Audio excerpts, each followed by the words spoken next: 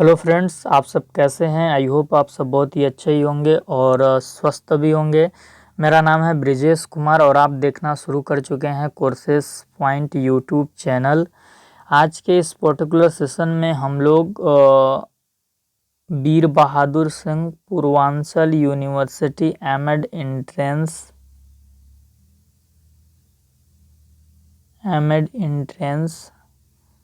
2024 का previous year paper solve करेंगे। Previous year question paper solve करेंगे। जैसा कि आप लोगों को पता ही होगा कि इससे पहले Veer Bahadur Singh Purvanchal university MEd entrance 2024 के प्रीवियस ईयर क्वेश्चन पेपर के ऊपर आपकी 4 क्लास अपलोड हो चुकी है। कितनी क्लास? 4 क्लास अपलोड हो चुकी है। इन 4 क्लासों में आपको हमने भाषा के 20 प्रश्न कराए हैं, हिंदी और इंग्लिश के 10-10 प्रश्न, करंट अफेयर्स के आपको 10 प्रश्न कराए हैं, मेंटल एबिलिटी के 20 प्रश्न कराए हैं।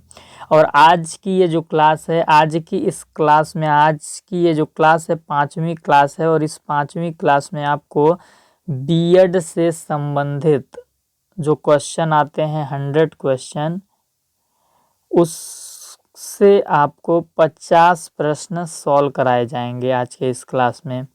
और इसके बाद एक क्लास और होगी जिसमें बचे हुए 50 क्वेश्चन वो भी आपको सॉल्व करा दिए जाएंगे। तो आज के इस सेशन में हम लोग सब्जेक्ट कॉम्पिटेंस विषय अभिक्षमता से जो 100 प्रश्न आते हैं, शिक्षा शास्त्र से संबंधित, बीएड से संबंधित कह लीजिए, उसी 100 प्रश्नों में से 50 प्रश्नों को देखेंगे। तो इससे पहले कि अगर आप लोग चैनल पे नए होंगे तो चैनल को सब्सक्राइब कर लीजिए। वीडियो के डिस्क्रिप्शन में आपको टेलीग्राम चैनल का लिंक मिलेगा, टेलीग्राम चैनल को ज़रूर ज्वाइन कीजिए। व्हाट्सएप चैनल का लिंक मिलेगा आपको वीडियो के डिस्क्रिप्शन में, तो आप व्हाट्सएप चैनल को भी ज्वाइन कर लीजिए। एमएड एंट्रेंस की हर एक ऑथेंटिक अपडेट आपको सबसे पहले जानने और देखने को इस प्लेटफॉर्म पे मिलती है। तो आप यूट्यूब चैनल को सब्सक्राइब करें, वीडियो के डिस्क्रिप्शन में टेलीग्राम चैनल का लिंक होगा वो ज्वाइन करें और व्हाट्सएप चैनल को भी ज्वाइन कर लें। और साथ ही साथ आप सेशन को एक बार लाइक कर दीजिए फटाफट से और शेयर भी कर दीजिए इस क्लास को अन्य एस्पिरेंट्स के पास जो कि Veer Bahadur Singh Purvanchal university MEd entrance 2025 का फॉर्म भरे हुए हैं। चलिए सेशन की शुरुआत 2 पंक्तियों से करते हैं। वो 2 पंक्तियां क्या है? जीत की खातिर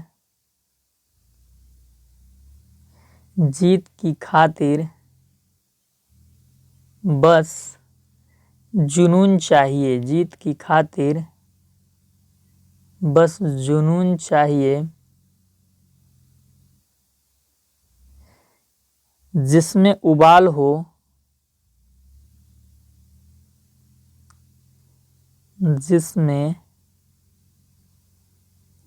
हो ऐसा खून चाहिए,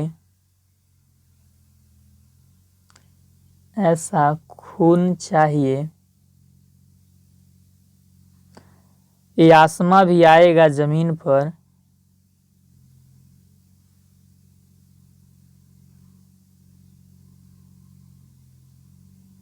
ये आसमां भी आएगा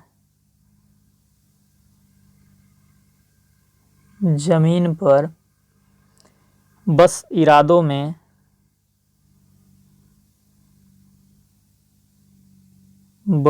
इरादों में जीत की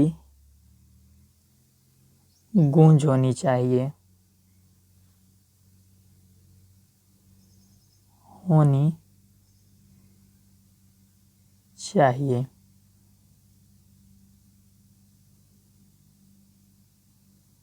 देखिए, जीत की खातिर बस जुनून चाहिए, जिसमें उबाल हो ऐसा खून चाहिए, ये आसमां भी आएगा जमीन पर, बस इरादों में जीत की गूंज होनी चाहिए। आपका एग्ज़ाम 12 अगस्त को होना है, आज आपका 5 अगस्त है, ज़्यादा दिन आपके पास नहीं बचे हैं। तो आपका जो इरादा है एग्ज़ाम की तैयारी को लेकर वो थोड़ा सा मजबूत होना चाहिए, थोड़ा सा सकारात्मक होना चाहिए। आप इधर उधर पे न ध्यान देते हुए जो 2-4 दिन बचे हैं, अगर आपको एक सरकारी सीट एमएड की पानी है, अगर आपने ख्वाब देखा है कि एक सरकारी सीट से आपको एमएड करना है, तो चुपचाप से पढ़ाई कर लीजिए। तो इसी के खातिर, जीत की खातिर बस जुनून चाहिए, जिसमें उबाल हो ऐसा खून चाहिए। ये आसमां भी आएगा ज़मीन पर, बस इरादों में जीत की गूंज होनी चाहिए। इसी के साथ चलिए हम सेशन की शुरुआत करते हैं।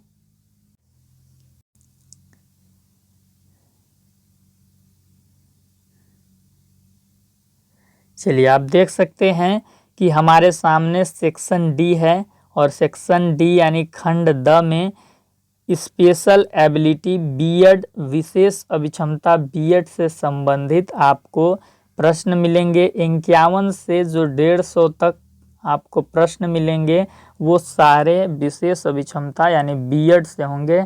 वीर बहादुर सिंह पूर्वांचल यूनिवर्सिटी में जो बीएड का ऑफिशियल सिलेबस है 2 साल का, उसी सिलेबस से आपको ये 100 प्रश्न देखने को मिलते हैं।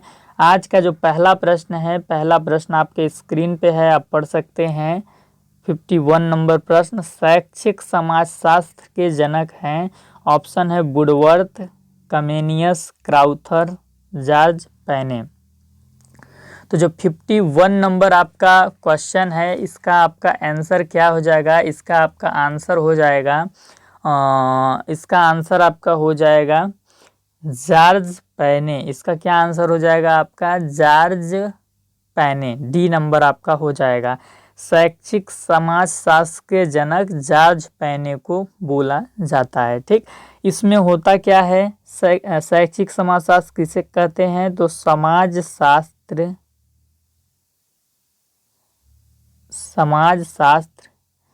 के जो सिद्धांत होते हैं, समाजशास्त्र के जो सिद्धांत होते हैं, जब हम उनको शिक्षा में अप्लाई करते हैं, शिक्षा के क्षेत्र में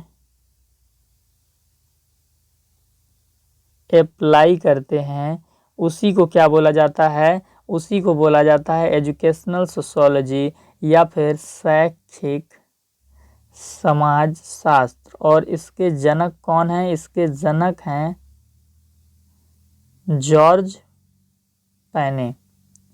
ठीक, इसी के साथ साथ एक टर्म आपको और देखने को मिलेगा जिसे बोला जाता है शिक्षा का समाजशास्त्र, सोशियोलॉजी ऑफ एजुकेशन। अगर आपसे पूछा जाए इसके जनक कौन है, शिक्षा का समाजशास्त्र के जनक कौन है, तो आप क्या बताएंगे? तो आपको बताना है कि शिक्षा का समाजशास्त्र के जनक कौन है? इमाइल दुर्खीम है।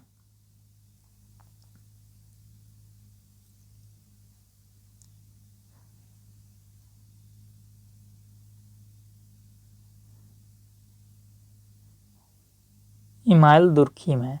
शिक्षा का समाजशास्त्र किसे कहा जाता है?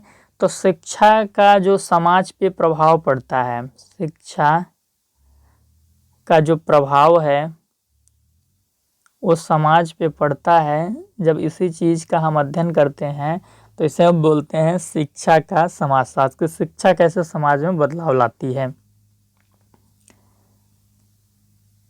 52 नंबर प्रश्न में हम चलते हैं। नई शिक्षा नीति में यूजीसी को किस संस्था में समामेलित किया गया? HECI में, NMC में, NAC में, CABE में। तो आपका सही आंसर हो जाएगा ए नंबर, HECI में। HECI का जो फुल फॉर्म होता है आप लिख सकते हैं हायर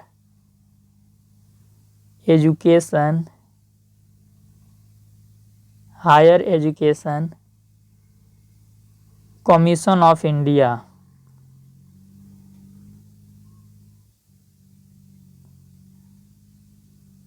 कमीशन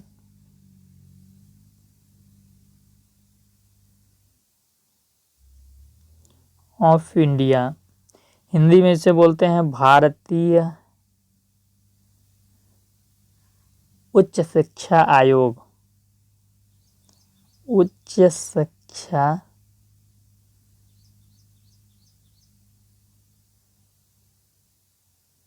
आयोग। तो नई शिक्षा नीति में यूजीसी को higher education commission of India भारतीय उच्च शिक्षा आयोग में समामेलित किया गया है। ठीक है, चीज आप याद रखेंगे।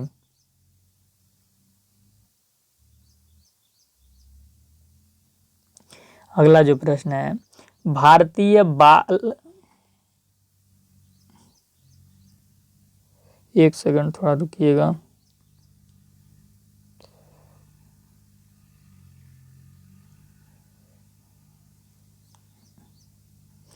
भारतीय बाल कल्याण बोर्ड की स्थापना कब की गई? 1950 में, 1947 में, 1952 में, 1956 में। तो इसका आपका कब हो जाएगा? आपका 1952 में स्थापना की गई। ठीक, आइए इसके बारे में हम थोड़ा जान लेते हैं।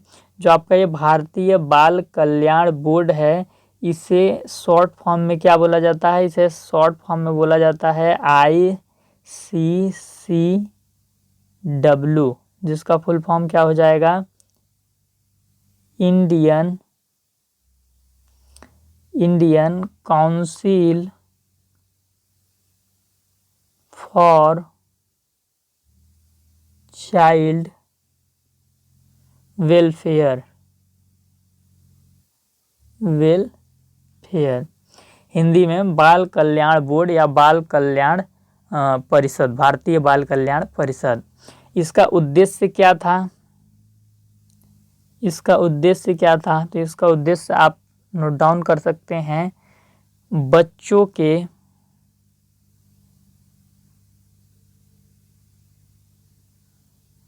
कल्याण,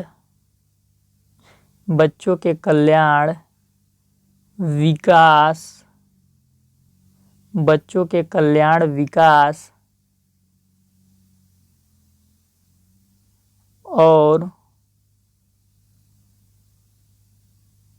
अधिकारों के लिए काम करना। इसके अलावा आप ये भी ध्यान रखेंगे कि ये जो आपका ICCW है, it is a non profit voluntary organisation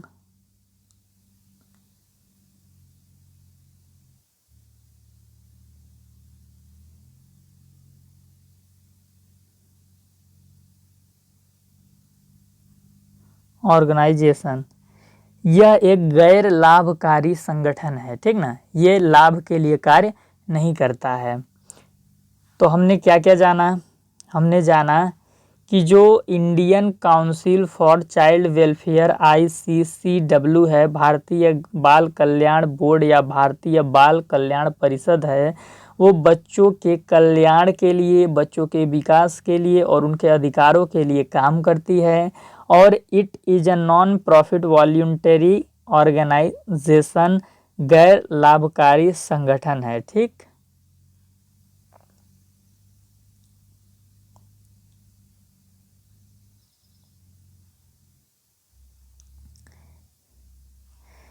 प्रश्न नंबर 54, जिला शिक्षा एवं प्रशिक्षण संस्थानों की स्थापना किस संस्तुति कब की गई थी? राष्ट्रीय शिक्षा नीति 1986 के तहत, राष्ट्रीय शिक्षा नीति 1968 में, कोठारी आयोग द्वारा 1964-66 में, मुदालियर आयोग 1952-53 में। तो जो जिला शिक्षा एवं प्रशिक्षण संस्थान है, इसे कहा क्या जाता है? इंग्लिश में इसे डायट बोला जाता है। डायट का जो फुल फॉर्म होता है वो क्या होता है? District district institutes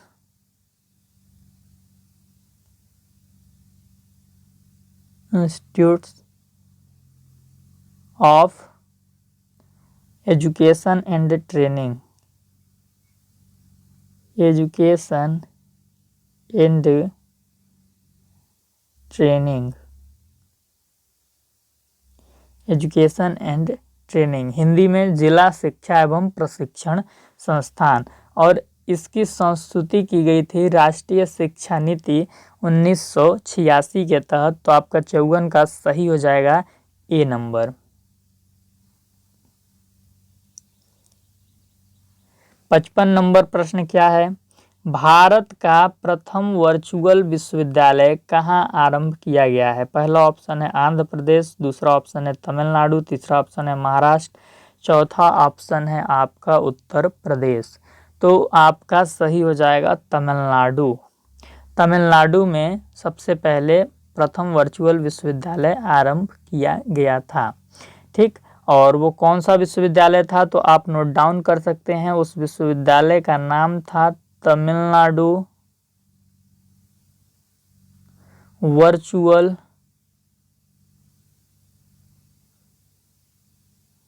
university.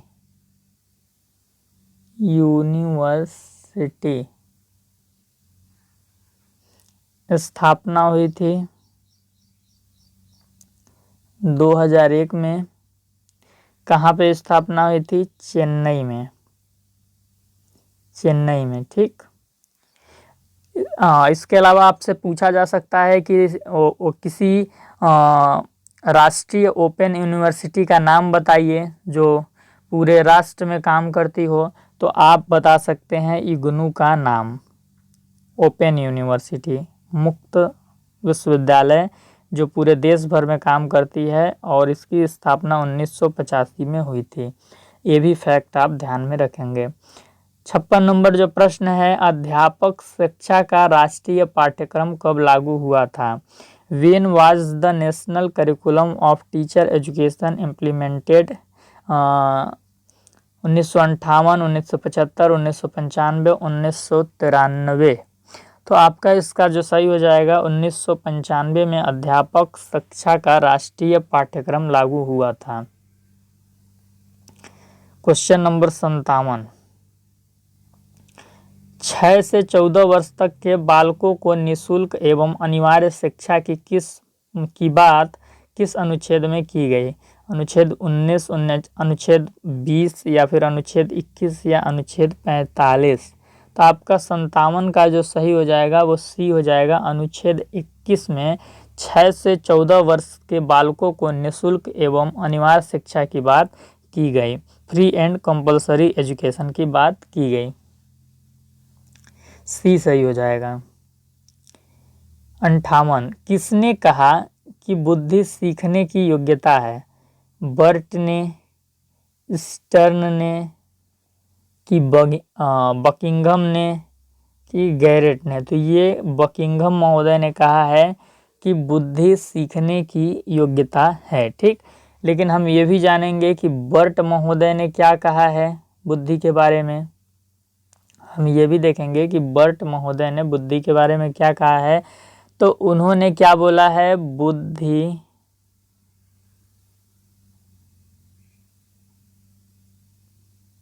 लचीले समायोजन की क्षमता है।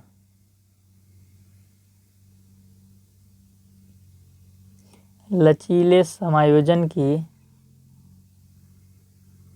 क्षमता है। स्टर्न महोदय ने क्या कहा है?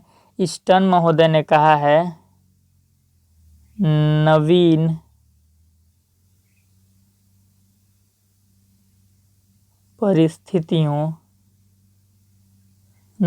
परिस्थितियों के साथ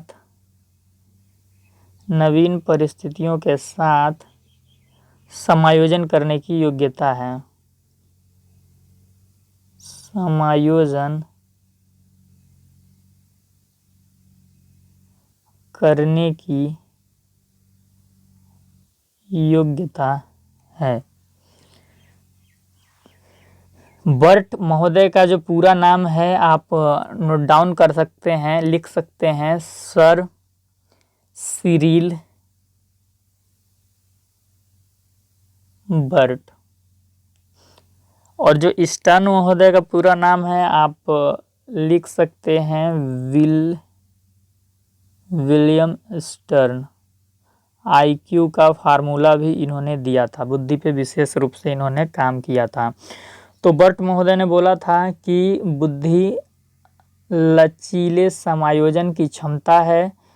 स्टर्न महोदय ने बोला नवीन परिस्थितियों के साथ समायोजन करने की योग्यता है। अब हम देखेंगे कि गैरट महोदय ने बुद्धि को लेकर क्या बोला है। ठीक, तो गैरट महोदय का जो पूरा नाम है आप लिख सकते हैं, हेनरी गैरेट, हेनरी गैरेट।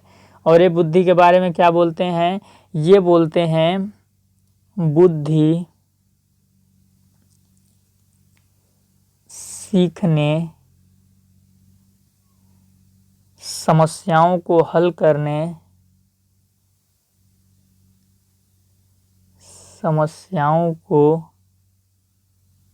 हल करने और नए वातावरण में अनुकूलन करने की क्षमता है।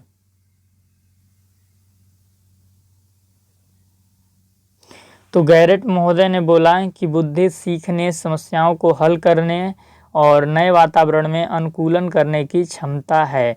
ठीक, बुद्धि के ऊपर मैंने थियरी की भी क्लास ली है, आप चैनल के प्लेलिस्ट सेक्शन में जाएंगे, वहाँ पे साइकोलॉजी मैंने पूरे 0 स्तर से पढ़ाई है, 0 से लेकर आपको 100 तक पढ़ाने की कोशिश की है, बिल्कुल एकदम लो लेवल से पढ़ाने की कोशिश की है। तो अगर आपका जो ये सब्जेक्ट कॉम्पिटेंस वाला पोर्शन है, यानी शिक्षा शास्त्र में आपकी बहुत कमज़ोर पकड़ है, बिल्कुल नहीं आता है, तो मैं आपको ज़रूर एक बार सजेस्ट करना चाहूँगा कि आप थियरी के सारे सेशंस देख लेना साइकोलॉजी वाले। और इसके अलावा चैनल के प्लेलिस्ट में जितने भी थियरी के सेशंस मिलेंगे सबको आप एक बार करके देख डालिए और फिर इसके बाद आप PYQ लगा लीजिए, तो आपका बहुत ही अच्छा पेपर चला जाएगा। ठीक, इतना चीज़ आप कर लीजिए। और अभी जैसे आप क्लास देख रहे हैं तो मैं आपको यही बोलूँगा कि आप कॉपी और पेन लेके बैठिए, क्योंकि मैं आपको हर क्वेश्चन में कुछ ना कुछ चीज़ें बताते चल रहा हूँ जो कि एग्ज़ाम की दृष्टि से बहुत ही महत्वपूर्ण हैं। चलिए 59 नंबर प्रश्न देखिए, कौन सा ब्लूम के शैक्षिक उद्देश्यों के वर्गीकरण में शामिल नहीं है। तो ब्लूम टैक्सोनॉमी में वो शिक्षा के 3 स्तर की बात करते हैं और वो 3 स्तर उन्होंने बोलते हैं कि कॉग्निटिव, अफेक्टिव, साइकोमोटर डोमेन, तीनों एस्पेक्ट्स को ध्यान रखकर हमें किसी भी टॉपिक को, प्रकरण को पढ़ाना चाहिए बच्चों को। लेकिन उन्होंने अपने शैक्षिक उद्देश्यों के वर्गीकरण में ये प्रतिबिंबात्मक, रिफ्लेक्टिव की बिल्कुल बात नहीं की है, तो ये शामिल नहीं है, इसीलिए सही हो जाएगा, क्योंकि क्वेश्चन में आपका पूछा हुआ है कौन सा ब्लूम के शैक्षिक उद्देश्यों के वर्गीकरण में शामिल नहीं है। ठीक है, चलिए क्वेश्चन नंबर 60, अपव्यय एवं अवरोधन का संबंध किस समिति से है। तो सबसे पहले तो समझिए कि अपव्यय का मतलब क्या होता है। तो अपव्यय का मतलब होता है कोई बच्चा ड्रॉप आउट कर दिया। मान लीजिए कि कोई बालक क्लास 5 में पढ़ रहा था और क्लास 5 पूरा करने से पहले ही वो बीच में ही छोड़ के भाग जाता है, पूरा पढ़ाई नहीं करता है, तो ये बोला जाएगा अपव्यय। और अपव्यय को हम इंग्लिश में क्या बोलते हैं, वेस्टेज बोलते हैं। क्या बोलते हैं, वेस्टेज बोलते हैं। और अवरोधन आपका क्या होता है, कोई बच्चा एक ही क्लास में बार बार फेल हो रहा है, कोई बच्चा एक ही कक्षा में फेल हो जा रहा है, यानी वो अवरोधन उसके में आ जा रहा है, वो आगे नहीं बढ़ पा रहा है, उसको बोलते हैं स्टैग्नेशन। तो ये 2 कॉन्सेप्ट हैं। तो पूछा जा रहा है कि किस समिति में ये वेस्टेज, स्टैग्नेशन, अपव्यय, अवरोधन का कॉन्सेप्ट दिया गया। मुदालियर समिति में तो नहीं, हंटर समिति में नहीं, डेलर समिति में नहीं, हारटोक समिति में दिया गया। हारटोक समिति कब आया था, 1929 में आया था और इसने 1 से 5 यानी प्राथमिक शिक्षा के ऊपर काफ़ी प्रकाश डाला था। प्राथमिक शिक्षा में जो समस्याएं आती हैं उन पे प्रकाश डालने की कोशिश की थी इस समिति ने, ठीक ना। तो आपको पता ही होगा कि पहले प्राथमिक जो शिक्षा थी उसमें बच्चे बीच में ही भाग जाते थे, पूरा क्लास पूरा नहीं करते थे और बच्चे फेल भी हो जाते थे, ये चीज़ भी था। 61 नंबर प्रश्न जो है वो क्या है, लर्निंग कॉर्नर का अर्थ है कोना, गलत, सीखने का कोना, घर, विद्यालय, गलत। तो इसका बी नंबर ऑप्शन आपका 61 का सही हो जाएगा। 62 नंबर प्रश्न क्या है, 62 नंबर प्रश्न है बालक के शारीरिक विकास हेतु सर्वाधिक महत्वपूर्ण है पढ़ना, लिखना, खेल कूद, इसमें से कोई नहीं। तो यहाँ पे शारीरिक विकास के लिए पूछ रहा है कि सबसे ज़्यादा महत्वपूर्ण क्या है, तो शारीरिक विकास के लिए सबसे ज़्यादा खेलकूद महत्व रखेगा, ठीक। तो 62 का सी हो जाएगा। क्वेश्चन नंबर 63, क्वेश्चन नंबर 63 क्या है आपका, राष्ट्रीय साक्षरता मिशन 5 मई 1988 को लागू किया गया, उस समय भारत के प्रधानमंत्री कौन थे, ठीक। नेशनल लिटरेसी मिशन से क्वेश्चन पूछा गया है, उस समय पीएम कौन थे जब ये लागू किया गया था, इंदिरा गांधी, राजीव गांधी, मोरारजी देसाई, चौधरी चरण सिंह। तो कौन थे, तो आपका 63 का आपका हो जाएगा बी, उस समय राजीव गांधी जी प्रधानमंत्री थे, ठीक। आपको यह भी याद रखना है कि राजीव गांधी के ही समय में NEP 1986 आया, मिड डे मील योजना आई, इंदिरा गांधी मुक्त विश्वविद्यालय की स्थापना की गई, इग्नो की। तो ये सारी चीज़ें आपको इनसे जुड़ी हुई चीज़ें याद रखनी है। 64 नंबर प्रश्न क्या है, निम्न में से कौन सा आयोग स्वतंत्रता 15 अगस्त 1947 के बाद का नहीं है, सार्जेंट आयोग, राधाकृष्ण आयोग, मुदालियर आयोग, काठौरी आयोग। तो ये तीनों ही जो आयोग हैं ये आपके स्वतंत्रता प्राप्ति के बाद के हैं, 15 अगस्त 1947 के बाद के हैं, क्योंकि आपका जो राधा कृष्णन आयोग है वो 1948 से 49 के बीच में इसका रहा समय, मुदालियर आयोग का 1952 से 53, कोठारी आयोग का 1964 से 66। तो ये सारे स्वतंत्रता प्राप्ति के बाद के आयोग हैं, लेकिन ये जो सार्जेंट आयोग है ये आपका जब भारत को आज़ादी नहीं मिली थी तभी आया था, ठीक। और ब्रिटिश शासन के दौरान आया था, कब आया था, तो 1944 ईस्वी में आपका आया था। कब आया था, 1944 ईस्वी में आया था। शिक्षा का आधारभूत उद्देश्य है ज्ञान प्रदान करना, व्यक्ति का विकास करना, उपाधि लेना, परीक्षा पास करना। तो पूछ रहा है the fundamental objective of education is, तो फंडामेंटल ऑब्जेक्टिव हो जाएगा व्यक्ति का विकास करना, 65 का आपका बी हो जाएगा। 66 नंबर प्रश्न आपसे पूछा जा रहा है कि भय, क्रोध, ईर्ष्या, उत्सुकता क्या है, पुनर्बलन है, संवेग है, आवृत्ति है, इनमें से कोई नहीं। तो ये आपका संवेग है, क्या है, संवेग। टोटल 14 प्रकार के संवेग एक मनोवैज्ञानिक हैं जिनका नाम है मैकडूगल, वो उन्होंने बताया है। इन्हीं 14 प्रकार के संवेगों के कारण हम किसी चीज़ के लिए अभिप्रेरित हो पाते हैं, हम किसी चीज़ के लिए ड्राइव हो पाते हैं। जैसे कि आपका ये जो भय है, ये जो आपका भय आपका संवेग है, भय किसके लिए आपको ड्राइव करता है, पलायन के लिए। जब इंसान के मन में डर होता है तो वो पलायन कर जाता है, तो भय की जो प्रवृत्ति है वो पलायन होगी। भय आपका संवेग है और इसकी प्रवृत्ति क्या है, पलायन, इसके कारण हम पलायन करते हैं। वहीं पे जो आपका क्रोध है, क्रोध का मतलब आप जानते ही होंगे कि गुस्सा होता है, तो गुस्सा के कारण हम किस चीज़ के लिए ड्राइव होते हैं, युद्ध करने के लिए, लड़ाई करने के लिए। तो क्रोध हमारा संवेग है, युद्ध हमारा प्रवृत्ति है, ठीक। तो क्रोध संवेग के कारण युद्ध जैसी प्रवृत्तियां सामने आती हैं। वहीं पे ईर्ष्या, यानी आप जानते ही होंगे कि जलन को ईर्ष्या बोलते हैं। तो ईर्ष्या नामक संवेग की उपस्थिति से हम किस चीज़ के लिए ड्राइव होते हैं प्रतिकर्षण के लिए। किसके लिए? प्रतिकर्षण के लिए, रिपल्सन के लिए। किसके लिए? रिपल्सन के लिए रिपल्स होते हैं। यानी कि अगर मैं आपको बता दूं कि एक बॉयफ्रेंड है, एक गर्लफ्रेंड है, या एक प्रेमी है, प्रेमिका है, जो भी मान लीजिए, एक बॉयफ्रेंड गर्लफ्रेंड है, अगर इन दोनों के बीच में जब तक जलन नहीं होगा, ये दोनों एक दूसरे से जब तक जलेंगे नहीं, तब तक कैसे रहेंगे? एक दूसरे के पास में रहेंगे, एक दूसरे के पास में रहेंगे, नज़दीक में रहेंगे। लेकिन जैसे ही ये एक दूसरे से जलने लगेंगे, ईर्ष्या करने लगेंगे, तो फिर ये दूर दूर हो जाएंगे, फिर इनमें नज़दीकियाँ देखने को नहीं मिलेंगी। ऐसा आप दो दोस्तों के बीच में भी देखे होंगे, भाई भाई के बीच में देखे होंगे, तो तमाम उदाहरण समाज में देखने को मिलते हैं। वहीं पे एक उत्सुकता भी संवेग है। उत्सुकता संवेग हमें किस चीज़ के लिए ड्राइव करती है? तो उत्सुकता नामक संवेग हमें सीखने के लिए ड्राइव करती है। तो उत्सुकता संवेग है और इसकी प्रवृत्ति सीखना है, ये हमें सीखने के लिए, जिज्ञासा के प्रति ड्राइव करती है। तो ये चीज़ें आप ध्यान में रखेंगे।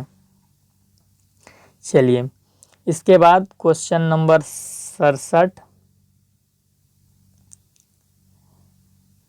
मुझे 1 दर्जन बच्चे दो, मैं उन्हें डॉक्टर, वकील, भिखारी तथा चोर भी बना सकता हूँ। कथन किसका है? दुर्खीम का, मैकडूगल का, डीवी का? ये कथन मेरे मित्रों वाटसन महोदय का है। किसका? वाटसन महोदय का। वाटसन महोदय को व्यवहारवाद के जनक भी बोला जाता है। व्यवहारवाद, बिहेवियरिज्म के जनक भी बोला जाता है। व्यवहारवाद मनोविज्ञान का एक संप्रदाय है। थार्नडाइक ने सीखने के कितने नियम बताए? तो थार्नडाइक ने सीखने के आपके कितने नियम बताए? सीखने के जो थार्नडाइक महोदय हैं, थार्नडाइक महोदय सीखने के 2 नियम बताए हैं। कितने नियम बताए हैं? 2 नियम। और वो 2 नियम उन्होंने कौन से बताए हैं? वो 2 नियम उन्होंने बताए हैं, पहले तो 3 मुख्य नियम बताए हैं सीखने के, 3 मुख्य नियम, और दूसरे उन्होंने बताए हैं 5 गौड़ नियम। 5 गौड़ नियम। थार्नडाइक महोदय ने सीखने के 2 प्रकार के नियम बताए हैं। एक पहला 3 मुख्य नियम बताए हैं और दूसरा 5 गौड़ नियम बताए हैं। 3 मुख्य नियम में उन्होंने कौन कौन सा नियम बताया है? तत्परता का नियम, अभ्यास का नियम, प्रभाव का नियम। 5 गौड़ नियम में उन्होंने कौन कौन सा बताया है?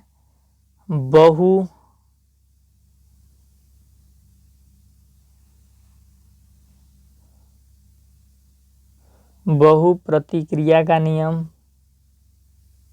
बहु प्रतिक्रिया का नियम, मनोवृत्ति का नियम, आंशिक क्रिया का नियम,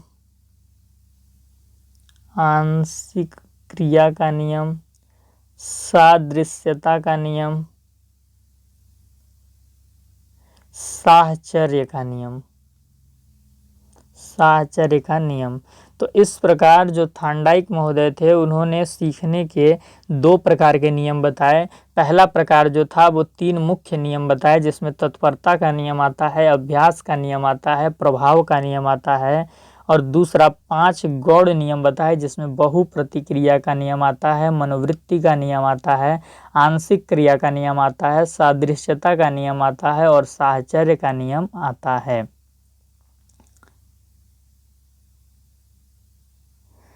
69 नंबर प्रश्न, जाति प्रथा उत्पन्न करती है संकुचित समाज, मृत समाज, मुक्त समाज, परिवर्तनीय समाज। तो जो जाति प्रथा है, जाति प्रथा के कारण समाज संकुचित हो जाता है, श्रिंक हो जाता है, तो इससे श्रिंक सोसाइटी का निर्माण होता है। ठीक, तो कास्टिज्म के कारण संकुचित समाज देखने को मिलता है। 70 नंबर प्रश्न क्या है, प्राचीन अनुबंधन सिद्धांत के जनक कौन है? तो देखिए, जब कभी हिंदी टर्म आपको समझ में ना आए, हिंदी में लिखा हुआ प्रश्न, तो आप एक बार इंग्लिश वाला जरूर पढ़िएगा। यहाँ पे प्राचीन अनुबंधन दिया जा रहा है, तो आपने जब बीएड आप कर रहे होंगे तो उसमें शास्त्रीय अनुबंधन का सिद्धांत पढ़े होंगे। प्राचीन आपको थोड़ा नहीं मिला होगा शायद पढ़ने को, लेकिन जब आप यहाँ पे इंग्लिश वाला टर्म पढ़ेंगे, who is the father of classical conditioning theory, तो आप तुरंत समझ जाएंगे कि जो क्लासिकल कंडीशनिंग थियरी दिए थे लर्निंग की, शास्त्रीय अनुबंधन सिद्धांत, वो कौन थे? पावलॉव थे, इवान पी पावलॉव। तो बी नंबर आपका सही हो जाएगा।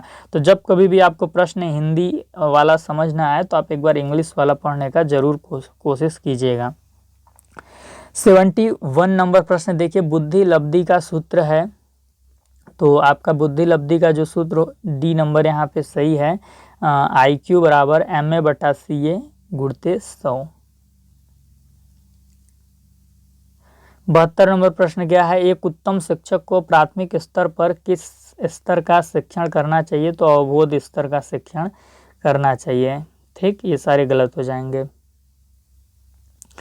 कक्ष में शिक्षक के संप्रेषण को क्या कहेंगे? सामूहिक संप्रेषण बोलेंगे, क्योंकि जो कक्षा में शिक्षक होता है वो अकेला होता है, लेकिन वो जब संप्रेषण करता है सभी बच्चों से करता है, सभी बच्चों को इंस्ट्रक्शन देता है, तो ये जो संप्रेषण कहलाएगा, वो कैसा संप्रेषण कहलाएगा? ये हमारा टीचर है, ये हमारे स्टूडेंट्स हैं, तो बच्चे बहुत सारे होते हैं, तो वो सामूहिक संप्रेषण कहलाएगा। क्वेश्चन नंबर 74 क्या है, जिस शिक्षा की योजना पूर्व में ही बना ली जाती है और इसका ध्येय भी निश्चित कर लिया जाता है, वह है अनौपचारिक शिक्षा, दूरस्थ शिक्षा, औपचारिक शिक्षा, इनमें से कोई नहीं। तो जब भी हम कभी लेसन प्लान बना के पढ़ाते हैं तो वो फॉर्मल एजुकेशन के अंतर्गत आता है, ये चीज़ आप ध्यान में रखेंगे। यहाँ पे हम पहले ही प्लान बना रहे हैं, इसका ध्येय भी निश्चित कर लें, इट मीन्स कि हम लेसन प्लान बनाकर पढ़ाने जा रहे हैं, तो ये कैसा शिक्षा में आ जाएगा? औपचारिक शिक्षा, फॉर्मल एजुकेशन में आ जाएगा। 75 नंबर प्रश्न क्या है, नकारात्मक शिक्षा की अवधारणा किसने दिया है? प्लेटो ने, अरस्तु ने, रूसो ने, कार्ल मार्क्स ने। तो ये क्वेश्चन बहुत ही बार रिपीट हो चुका है, हर एमएड एंट्रेंस में पूछ देता है, काफ़ी इंपॉर्टेंट क्वेश्चन है। रूसो महोदय ने नकारात्मक शिक्षा की अवधारणा दी थी। बालक की शिक्षा हेतु अनौपचारिक शिक्षा का सबसे बड़ा केंद्र है, तो परिवार आपका जो होता है वो अनौपचारिक शिक्षा का सबसे बड़ा केंद्र आपका होता है। परिवार में ही बच्चा विदाउट पाठ्यक्रम के, विदाउट किसी निश्चित योजना के सारी चीज़ों को इनडायरेक्टली वे में सीखता है। ठीक, ये चीज़ आप ध्यान में देंगे। अनौपचारिक शिक्षा मतलब वही प्रेम हो गया, कैसे किसी का सम्मान करना है, तो जितने भी घरेलू सामाजिक चीज़ आप सीखते हैं वो परिवार से सीखते हैं। 77 नंबर प्रश्न क्या है, शिक्षा एवं सामाजिक परिवर्तन अन्योन्याश्रित है, किसने कहा था? दुर्खीम, रूसो, आर्टवे, डीवी, किसने कहा था? तो आपका 77 का हो जाएगा, 77 है,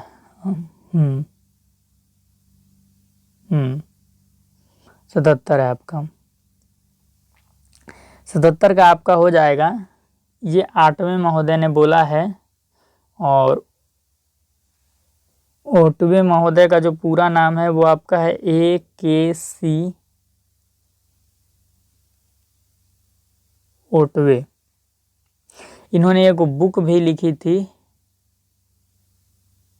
आप लिख लेंगे, यहाँ से क्वेश्चन आता है, एजुकेशन एंड सोसाइटी। एक बुक भी लिखी थी, एजुकेशन एंड सोसाइटी, जिसमें इन्होंने शिक्षा एवं सामाजिक परिवर्तन में जो संबंध है उसके बारे में बताया था। इनका जो पूरा नाम है वो है ए से एंड्रयू, के से केनेथ, सी से कासवे और ओ से ओटवे। तो आप चाहें तो लिख सकते हैं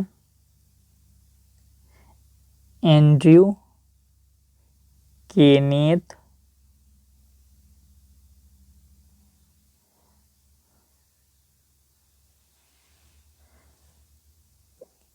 कासवे ओटवे। सी नंबर ऑप्शन इसका सही हो जाएगा।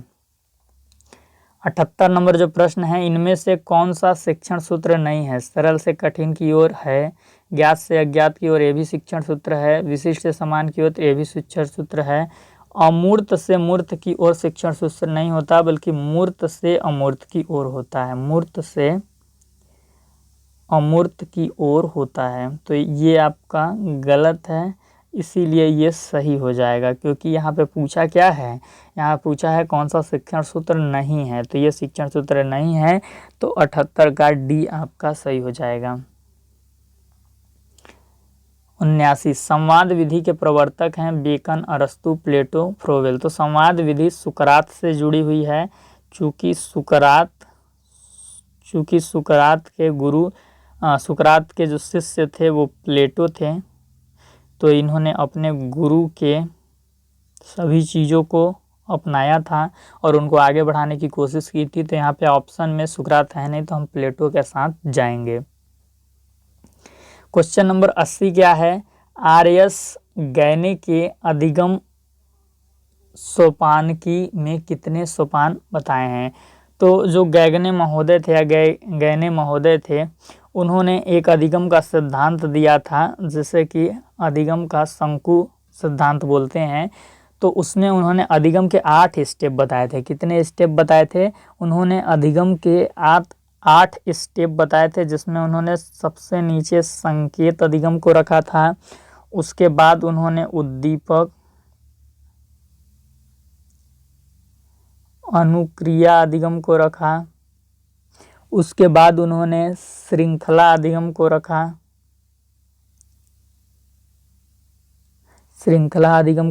उसके बाद उन्होंने शाब्दिक अधिगम को रखा। उसके बाद उन्होंने बहुविभेदन अधिगम को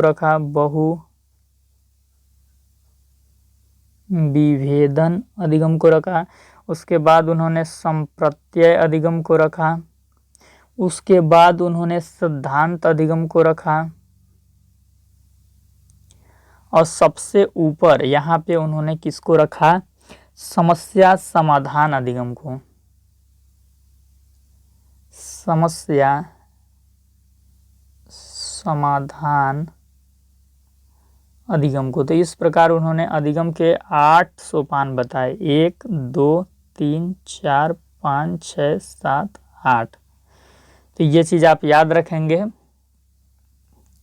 इसके बाद 81 नंबर जो प्रश्न है वो क्या है? मनोसामाजिक सिद्धांत किसने दिया? Psycho social theory. फ्रायड ने, कोहलबर्ग ने, एरिक्सन ने, चॉम्स्की ने। तो एरिक एरिक्सन करके एक मनोवैज्ञानिक थे, उन्होंने मनोसामाजिक सिद्धांत दिया। थोड़ा मैं पानी पी ले रहा हूँ, थोड़ा आप वेट करिएगा। सॉरी, मैंने आपके 1-2 मिनट समय जाया कर दिए पानी पीने में, उसके लिए मैं माफ़ी चाहता हूँ। 82 नंबर जो प्रश्न है, देखिए, समग्रवाद सिद्धांत के प्रतिपादक हैं the proponent of the theory of gestaltism. गेस्टाल्टवाद किसे बोलते हैं? आप बीएड में पढ़े ही होंगे। एक अधिगम का सिद्धांत था, अंतर्दृष्टि एवं सूझ का सिद्धांत। तो उनको देने वालों ने समग्रवाद की अवधारणा को सामने रखा था कि किसी चीज़ को जब हम पूर्ण रूप में देखते हैं तो उसका स्पष्ट अर्थ हमें जानने को मिलता है, उसके अंतर्गत बोला गया था। तो जो गेस्टाल्टिज्म से जुड़े हुए मनोवैज्ञानिक हैं वो आपके कोहलर भी हैं, वर्दीमर भी हैं, कोफका भी हैं। तो इसलिए इसका सही आंसर हो जाएगा उपरोक्त सभी। ठीक, डी नंबर हो जाएगा। 83 नंबर प्रश्न क्या है? 83 नंबर प्रश्न है, सत्य वह है जो प्रत्यक्ष रूप से देखा जा सके। तो ये यथार्थवाद बोलता है, रियलिज्म बोलता है। पश्चिम के ये दर्शन के क्षेत्र हैं। आदर्शवाद, प्रकृतिवाद, प्रयोजनवाद, अलग अलग विचारधाराएं जो पश्चिम की हैं। तो इसमें से जो प्रत्यक्षवाद की बात करता है वो यथार्थवाद है। तो आपका बी नंबर सही हो जाएगा। 84 नंबर प्रश्न भी दर्शन शास्त्र से है। यावत जीवेत सुखम जीवेत त्रिडम कृत्वा घृतम पिबेत। कि जब तक जियो सुख से जियो, चैन से मतलब सो और घी पियो, इस टाइप का कुछ इसका अर्थ है। ये आपका चार्वाक दर्शन बोलता है। चार्वाक दर्शन मौज मस्ती में कर्जे लो और खाओ पियो मौज मस्ती करो, इसकी बात करता है। तो सी नंबर आपका सही हो जाएगा। 85 नंबर प्रश्न, एकात्म शिक्षा के संप्रत्यय को किसने प्रतिपादित किया? रविन्द्रनाथ टैगोर ने, रूसो ने, विवेकानंद ने? तो श्री अरविंदो जी जो थे उन्होंने एकात्मक शिक्षा के संप्रत्यय को सामने रखा, प्रतिपादित किया। एकात्म शिक्षा से उनका मतलब क्या था? उनका मतलब ये था कि शिक्षा जो ऐसी हो कि उस शिक्षा से जो मनुष्य है उसका शारीरिक विकास हो जाए, उसका मानसिक विकास हो जाए, उसका भावनात्मक विकास हो जाए और उसका आध्यात्मिक विकास हो जाए। तो एकीकृत विकास हो मनुष्य का, शारीरिक, मानसिक, भावनात्मक, आध्यात्मिक एक शिक्षा से। तो उसी को उन्होंने एकात्मक शिक्षा बोला था। इसका जो सही आंसर हो जाएगा वो बी हो जाएगा। 86, नियंत्रण एवं नियुक्तियां निम्न के अंतर्गत आती हैं। The area of controlling and appointments comes under. प्रबंधन, प्रशासन, संगठन, नियोजन। तो ये प्रबंधन के अंतर्गत आती है। ठीक, आपका जो 86 का हो जाएगा ए। मैनेजमेंट के अंतर्गत आपका प्लानिंग भी आता है, ऑर्गेनाइजेशन भी आता है, एडमिनिस्ट्रेशन भी आता है, कंट्रोलिंग भी आता है, रिपोर्टिंग, अपॉइंटमेंट्स, ये सारे आते हैं। ठीक, ये चीज़ आप ध्यान में रखेंगे। मैंने पढ़ाया हुआ है मैनेजमेंट, अगर आपको चाहिए लिंक तो कमेंट में मांग लीजिएगा। 87 नंबर प्रश्न क्या है? शैक्षिक प्रशासन में POSDCORB की अवधारणा निम्न के द्वारा दी गई है। लुम्सडेन, लूथरगलिक, रॉबर्ट ग्लेसर, बोल्स। तो ये अवधारणा लूथर गुलिक के द्वारा दी गई है। इसको थोड़ा सा हम समझ लेते हैं अपने तरीके से इस प्रश्न को। इसका सही आंसर आपका बी होगा। उससे पहले हम इसके लेटर्स पे थोड़ा ध्यान देंगे कि इसका मतलब क्या है। ये प्रभावी प्रबंधन के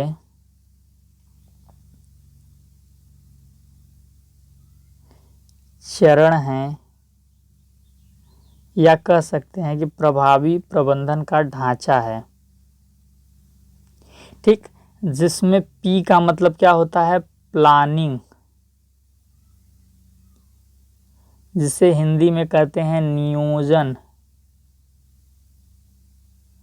ओ से क्या होता है? ऑर्गेनाइजेशन। ऑर्गेनाइजेशन हिंदी में इसे बोलते हैं संगठन। यस से यहाँ पे क्या है? स्टाफिंग, जिसका अर्थ हो जाएगा नियुक्ति करना कर्मचारियों को। डी से यहाँ पे डायरेक्शन हो जाएगा। डायरेक्शन का मतलब निर्देशन करना, निर्देशन करना। को से हो जाएगा कोऑर्डिनेशन या कोऑर्डिनेटिंग, समन्वय। आर से हो जाएगा रिपोर्टिंग, देखना कि कहाँ तक प्रदर्शन पहुँचा है, रिपोर्ट लेना। बी से हो जाएगा बजटिंग,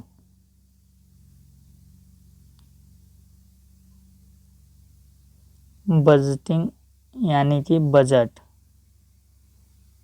ठीक, तो ये प्रभावी प्रबंधन के कुछ चरण हैं, कुछ स्टेप्स हैं जो कि किसने बताए हुए हैं? लूथर गुलिक ने बताए हैं,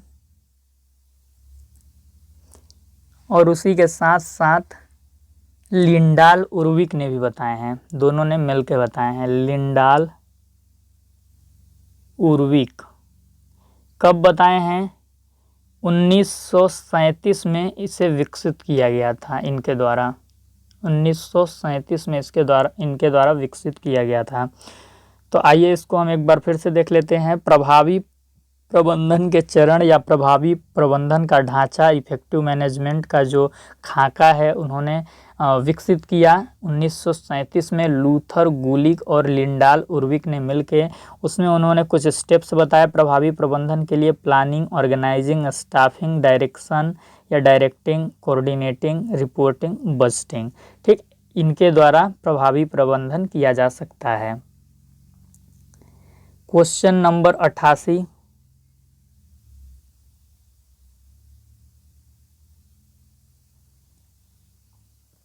निम्न में से कौन सामाजिक परिवर्तन का कारण नहीं है? आध्यात्मिक कारक, मनोवैज्ञानिक कारक, सांस्कृतिक कारक, जैविक कारक। तो सामाजिक परिवर्तन के कारण तो ये चारों ही हैं,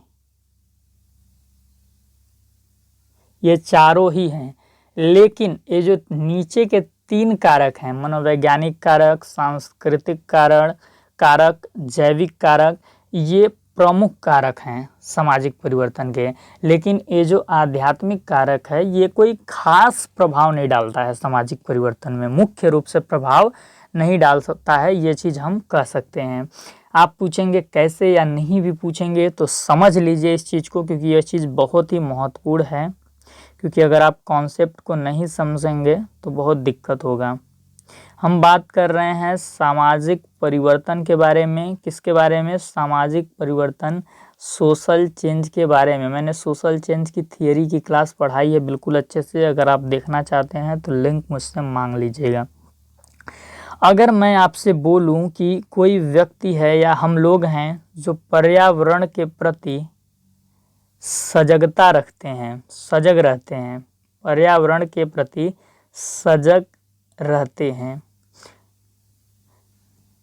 तो इससे समाज में परिवर्तन आएगा या नहीं आएगा? तो आप बिल्कुल बोलेंगे कि सर समाज में परिवर्तन आएगा, इससे हमारे पर्यावरण बचेगी, जल बचा रहेगा, वृक्ष बचे रहेंगे, शुद्ध हवा उपलब्ध रहेगा, सारी चीज़ें उपलब्ध रहेंगी, प्रदूषण नहीं फैलेगा, साफ सफाई होगी, बीमारियां दूर होंगी, तो हम लोग प्रगति करेंगे।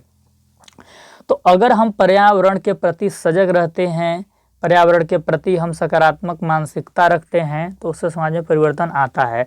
तो ये किस प्रकार का कारक हो गया? ये आपका हो गया मनोवैज्ञानिक कारक, कि हमने मन बना लिया है कि पर्यावरण के प्रति हमें सजग रहना है। तो इससे आपने देखा कि समाज में बहुत बड़ा परिवर्तन आ रहा है, सारी बीमारियां ही दूर हो जा रही हैं। उसके बाद यदि हम आपसे बोलें कि पश्चिमी संस्कृति का विस्तार होगा या हो रहा है, विस्तार हो रहा है। पहले जो महिलाएं होती थी आपने देखे होंगे, सूट सलवार पहनते थे, साड़ी पहनती थी, पूरा उनका जो शरीर होता था वो ढका होता था। लेकिन अभी क्या है, अभी हम लोग वेस्टर्न कल्चर को अपना रहे हैं। अभी जो महिलाएं हैं या जो बच्चियां हैं वो जींस पैंट पहनने की परंपरा चल पड़ी है। छोटे छोटे यहाँ तक कि कपड़े पहने जाते हैं जिसमें कि आप समझ रहे हैं कि हमारे जो बॉडी के पार्ट्स हैं वो पूरे ठीक तरीके से कवर भी नहीं होते हैं। तो इससे समाज में परिवर्तन आ रहा है या नहीं आ रहा है? इससे समाज अधिक खुला हो रहा है, अधिक खुला बन रहा है। समाज में जो संकीर्णताएं थी, जो रूढ़िगत विचारधाराएं थी कि छोटे कपड़े पहनने से कुछ हो जाता है, बेइज्जती होती है, मुंह काला होता है, ये सब चीज़ों को पाटा जा रहा है। तो आपने देखा कि सांस्कृतिक कारक भी सामाजिक परिवर्तन के कारण होते हैं। तो यदि हम किसी अलग संस्कृति को अपना रहे हैं तो ये किस प्रकार का कारक होगा? ये हमारा होगा सांस्कृतिक कारक। कैसा कारक? सांस्कृतिक कारक। तो आपने देखा कि इससे भी समाज में परिवर्तन आया। अब हम अगर आपसे बोलें कि आपने देखा होगा कुछ साल पहले हमारे यहाँ कोविड-19 जैसी महामारी आई थी जिसमें कि घर से निकलना तक बंद हो गया था। और जब घर से निकलना बंद हो गया था तो सब लोग क्या करने लगे थे? वर्क फ्रॉम होम करने लगे थे, घर बैठ के काम करने लगे थे, वर्क फ्रॉम होम होने लगा था। और जो शिक्षा है, शिक्षा कैसी हो गई थी? ऑनलाइन हो गई थी। जो टीचर थे वो घर बैठ के ही जूम ऐप से आपको पढ़ा रहे थे या गूगल मीट ऐप से आपको पढ़ा रहे थे, ठीक ना। तो आपने देखा कि जैविक, और ये किस प्रकार का कारक है भाई, कोई बीमारी आई है, कोई बायोलॉजिकल दिक्कत हुई है तो जैविक कारक है ये। तो जैविक कारक के कारण ऑनलाइन शिक्षा का प्रचलन बढ़ा, वर्क फ्रॉम होम की परंपरा बढ़ी। तो आपने देखा है कि मनोवैज्ञानिक कारक से भी समाज में परिवर्तन हो रहा है, सांस्कृतिक कारक से भी समाज में परिवर्तन हो रहा है और जैविक कारक से भी समाज में परिवर्तन हो रहा है। लेकिन अगर आपसे मैं बोलूं कि कोई व्यक्ति है वो क्या हो जाता है, साधु बन जाता है। क्या बन जाता है, साधु बन जाता है, संत बन जाता है, साधु बन जाता है, संत बन जाता है, योग करने लगता है, तो उससे समाज में क्या परिवर्तन आएगा। कोई व्यक्ति साधु बन रहा है, तपस्या करने जा रहा है, संत बन रहा है, योग करने जा रहा है, तो उससे समाज में कोई प्रत्यक्ष रूप से परिवर्तन नहीं आएगा, ये चीज़ है, ठीक। तो साधु बनना, संत बनना, योग करना, ये सब कैसे कारक हैं, आध्यात्मिक कारक हैं। तो आध्यात्मिक कारक से सामाजिक परिवर्तन कोई खास नहीं होता है। हाँ, लेकिन यहीं पे अगर मैं आपसे बोलूं कि समाज के जो बहुतेरे लोग हैं, यानी बहुत सारे लोग हैं, वो सब योग करने लग रहे हैं, सब तपस्या पे जाने लग रहे हैं, तो जो समाज का स्वरूप है वो थोड़ा बदलेगा कि नहीं बदलेगा। जो दुकान चलाते थे, जो कारीगरी करते थे, जो नाई की दुकान था जिनका, जो लोहार थे, जो बढ़ई थे, जो किसान थे, ये सारे लुप्त हो जाएंगे। सब जब तपस्या पे चल जाएंगे तो भी समाज में परिवर्तन देखने को मिलेगा। लेकिन कोई एक व्यक्ति साधु बन जाता है, योग करने चला जाता है, तो उससे कोई खास परिवर्तन नहीं पड़ेगा। तो ये चीज़ है। तो इस तरीके से हम इस चीज़ को देख सकते हैं। तो यहाँ पे आपका जो मनोवैज्ञानिक कारक है, जो सांस्कृतिक कारक है, जो जैविक कारक है, इनको प्रमुख कारक बताया गया है सामाजिक परिवर्तन के, ठीक ना।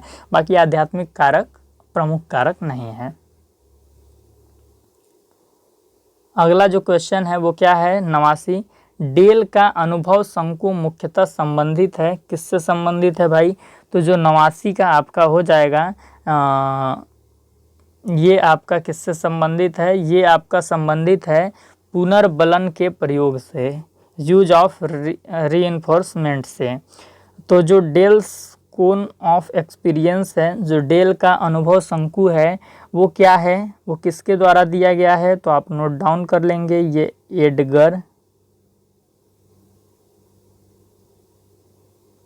एडगर डेल द्वारा प्रस्तुत एक शिक्षण मॉडल है। क्या है, एक शिक्षण मॉडल है, एक शिक्षण मॉडल है। आगे आप लिखेंगे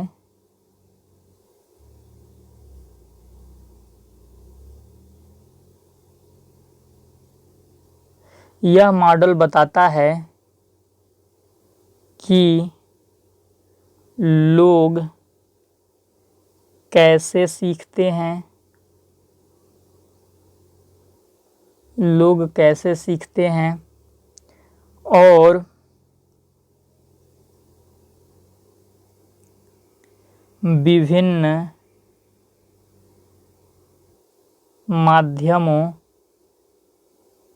माध्यमों का मतलब श्रव्य, दृश्य या अनुभव से है। अनुभव से प्राप्त जानकारी, अनुभव से प्राप्त जानकारी को कितना याद रखते हैं,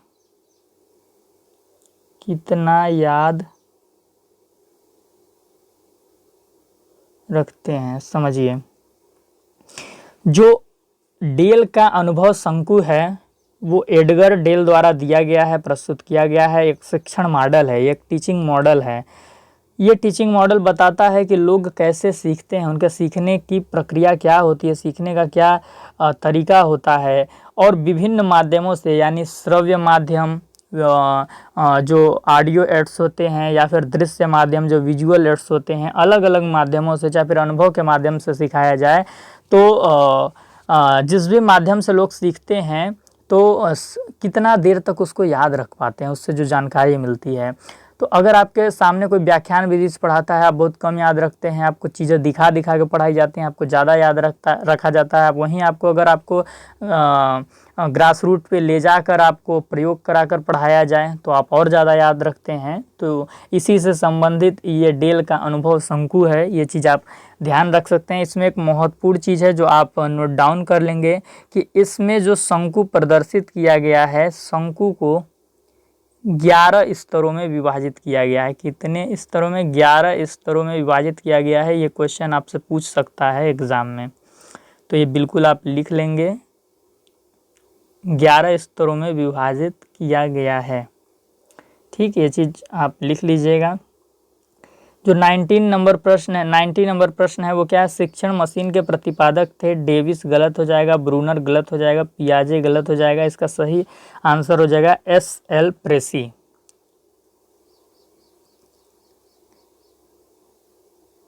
किसने नैतिक विकास की 6 अवस्थाएं सुझाई थी? तो जिन्होंने मोरल डेवलपमेंट की थियरी दी थी, नैतिक विकास का सिद्धांत दिया था, वो आपके थे कोहलबर्ग। इन्होंने नैतिक विकास का सिद्धांत दिया था, तो ए नंबर आपका सही हो जाएगा। उसमें उन्होंने 6 अवस्थाएं नैतिक विकास की बताई थी, मैं आपको किसी दिन पढ़ा दूंगा। 92 निम्न में से कौन श्रृंखला के प्रत्येक अंक के लिए सर्वाधिक संवेदनशील है? तो जो डेटा होता है आपका, मान लीजिए मैंने कोई डेटा यहाँ पे रख दिया, 1 2 3 4 5 6 7 8, कोई भी डेटा मैंने रख दिया, तो इसमें प्रत्येक अंक के लिए जो संवेदनशील होता है या उससे जुड़ा होता है, उस पर अपना नियंत्रण रखता है, वो आपका मध्यमान होता है, मीन होता है, जिसे हम सभी डेटा का औसत भी कहते हैं। तो सी नंबर इसका सही हो जाएगा। कौन सा नंबर इसका सही हो जाएगा? सी नंबर आपका सही हो जाएगा। ठीक है, चलिए क्वेश्चन नंबर 93 देखते हैं। विश्वविद्यालय शिक्षा आयोग के अध्यक्ष थे तो डॉक्टर एस राधाकृष्णन थे, और विश्वविद्यालय शिक्षा आयोग 1948 से 49 में आया था। इसे राधाकृष्णन आयोग भी बोलते हैं। डॉक्टर जाकिर हुसैन आपका बेसिक शिक्षा से जुड़े हुए व्यक्ति हैं। बेसिक शिक्षा जो महात्मा गांधी की थी, उसको उन्होंने लीड किया था, उसका विस्तार किया था। दौलत सिंह कोठारी को आप जानते ही हैं, कोठारी आयोग से जुड़े हुए हैं। ये आया था आपका 1964 से 66 में, और बेसिक शिक्षा आपका 1937 में आया था वर्धा में। और ये भी किसी से जुड़े हैं, आप गूगल करके बताइएगा। ये भी किसी शिक्षा समिति से जुड़े हुए हैं, श्री एस.एस. सुब्रमण्यम, आप बताइएगा। 94 नंबर प्रश्न क्या है? स्वस्थ शरीर में स्वस्थ मस्तिष्क का निर्माण है शिक्षा है, किसका कथन है? तो ये अरस्तु महोदय का कथन है, आप ध्यान रखेंगे। 94 का जो हो जाएगा सही वो बी हो जाएगा। 95 क्या है? प्रौढ़ शिक्षा किस प्रकार की शिक्षा है? औपचारिक, निरौपचारिक, अनौपचारिक। तो जो प्रौढ़ शिक्षा है वो निरौपचारिक शिक्षा है, नॉन फॉर्मल एजुकेशन के अंतर्गत आता है। कैसे आता है तो आपको मैं बता दे रहा हूँ। औपचारिक शिक्षा, अनौपचारिक शिक्षा, इसके जो बीच की स्थिति है यही कहलाती है निरौपचारिक शिक्षा। निरौपचारिक शिक्षा ये जो बीच में आती है, औपचारिक शिक्षा के और अनौपचारिक शिक्षा के बीच में जो आती है उसको बोलते हैं, ये बीच की स्थिति है। बीच की स्थिति है निरौपचारिक शिक्षा। इसमें क्या होता है, कोई उम्र सीमा नहीं होती है, कभी भी लर्नर पढ़ सकता है, किसी भी प्रकार की कोई उम्र सीमा नहीं होती है। समय का कोई बंधन नहीं होता है कि आप इसी समय पे पढ़ेंगे, आप अपने मनचाहे समय पे पढ़ सकते हैं। स्थान निश्चित नहीं होता है, किसी भी स्थान पे आप पढ़ सकते हैं, स्थान निश्चित नहीं होता है। इसके बाद आपको ये ध्यान रखना है कि निरौपचारिक शिक्षा में पाठ्यक्रम होता है, पाठ्यक्रम होता है। योजनाबद्ध भी होता है, योजनाबद्ध भी होता है, योजनाबद्ध भी होता है। निरौपचारिक शिक्षा के जो उदाहरण हैं, अगर आप उदाहरण लिखना चाहेंगे तो आप लिख सकते हैं प्रौढ़ शिक्षा, प्रौढ़ शिक्षा, सतत शिक्षा, सतत शिक्षा, मुक्त शिक्षा या खुला शिक्षा, जितना भी ओपन एजुकेशन होता है वो सब निरौपचारिक शिक्षा में आता है, नॉन फॉर्मल एजुकेशन में आता है। दूरस्थ शिक्षा, ये सारे निरौपचारिक शिक्षा नॉन फॉर्मल एजुकेशन के उदाहरण हैं। अनौपचारिक शिक्षा की क्या विशेषता होती है कि इसमें कोई पाठ्यक्रम नहीं होता है। आप घर पे जो दूसरों का सम्मान करना सीखते हैं, बाकी चीज़ें जो सीखते हैं, इसका कोई पाठ्यक्रम नहीं होता है, पाठ्यक्रम नहीं होता है, इसकी एक प्रमुख विशेषता है। औपचारिक शिक्षा में क्या है कि इसमें पाठ्यक्रम होगा, योजनाबद्ध भी होगा कि इतने साल की ये डिग्री है, लेकिन उम्र सीमा तय होगी, समय भी तय होगा कि इसी समय में आपको पढ़ना है, स्थान भी निश्चित होगा कि इस यूनिवर्सिटी या इस विश्वविद्यालय में आपको क्लास करना है और आके पढ़ना है। तो एक तरीके से जो आप ओपन एजुकेशन देखते हैं, जो वो आपका नॉन फॉर्मल एजुकेशन का एक बेहतरीन उदाहरण है। तो प्रौढ़ शिक्षा भी इसी प्रकार की होती है, उसमें पाठ्यक्रम तो होता है लेकिन उम्र सीमा नहीं होती है, तभी तो आप बड़े होने पर भी इस शिक्षा को ग्रहण करते हैं। स्थान निश्चित नहीं होता है, आप यूट्यूब से पढ़ लीजिए, कहीं से पढ़ लीजिए, कोई दिक्कत नहीं है, और समय बॉन्डिंग नहीं होता है, ठीक ना, ये चीज़ है।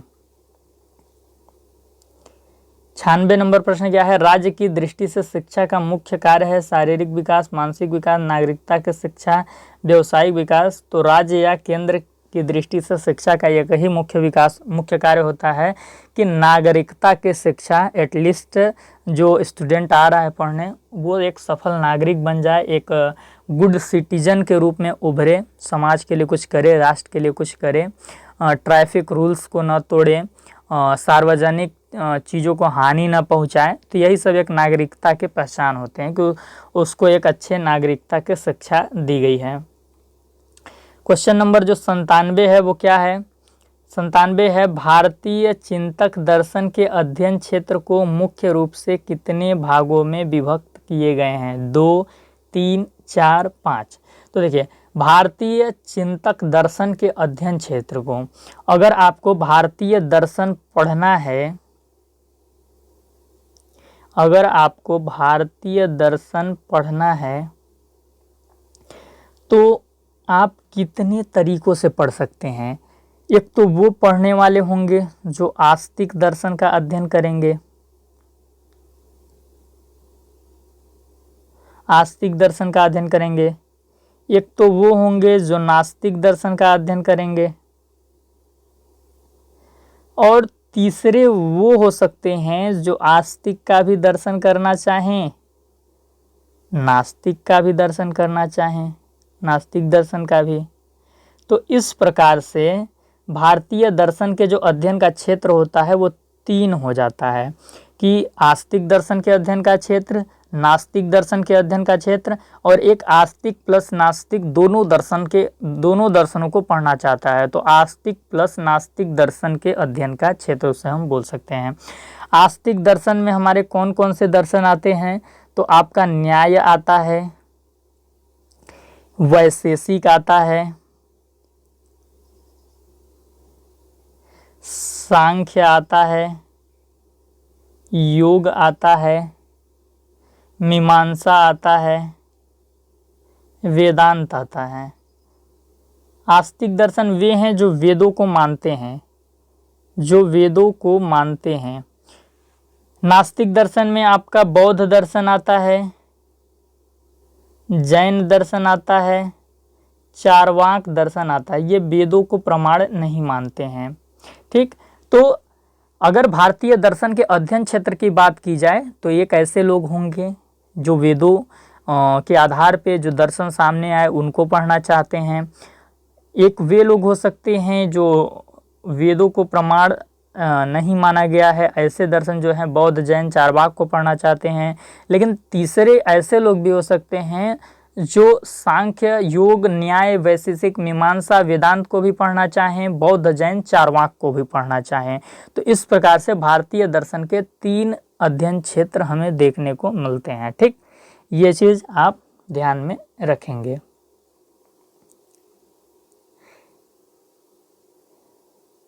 तो इसका जो सही आंसर हो जाएगा 97 का, वो बी हो जाएगा, आप लिख लीजिएगा। 98 नंबर जो प्रश्न है वो क्या है? किसने कहा है दर्शन सत्य के स्वरूप की तार्किक विवेचना है? गांधी जी ने कहा है, टैगोर ने कहा है, अरविंद ने कहा है, तो राधा कृष्णन जी ने कहा है। दर्शन के परिभाषा के ऊपर प्रश्न है, आप ये जान लीजिएगा। दर्शन की परिभाषा से प्रश्न बनाया गया है।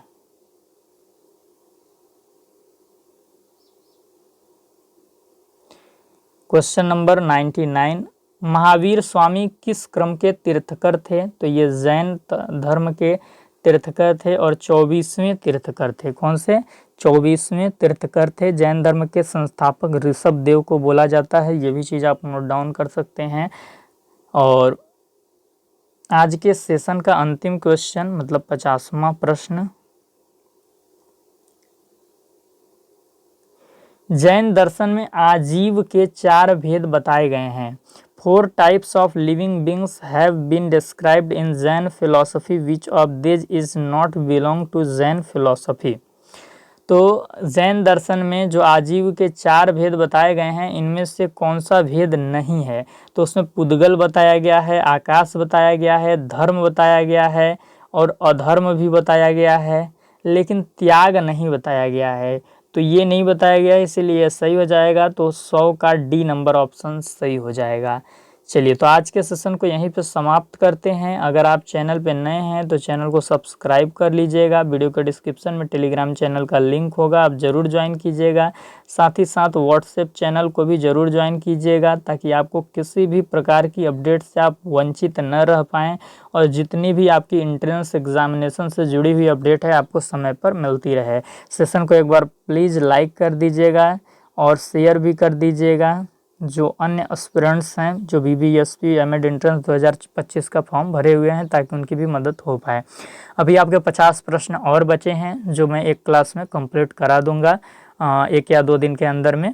तब तक आप इस क्लास को अपना प्यार दीजिए, समर्थन दीजिए और लाइक कर दीजिए, शेयर कर दीजिए।